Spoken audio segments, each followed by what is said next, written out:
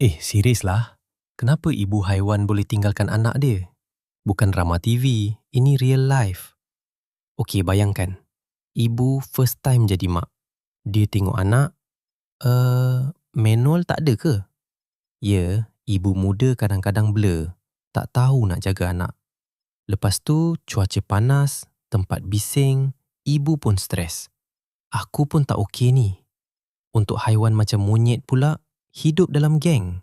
Ada ranking. Kalau anak lemah, boleh kena buli. Sedih, tapi realiti. Dan paling savage, naluri survival. Kalau anak terlalu lemah, ibu akan fokus selamatkan diri dulu. Bukan terjam, tapi insting. Tapi kesian anak. Stres, susah bersosial, ada yang sampai peluk patung untuk rasa disayangi. Macam kes Punch, si Japanese macaque. Dia bergantung pada patung sebab kurang kasih sayang. Jadi pengajaran untuk kita, haiwan pun ada emosi, bukan robot ya. Kalau jaga haiwan, jaga sekali perasaan dia. Dan ingat, kadang-kadang bukan tak sayang, tapi dunia dia yang terlalu keras.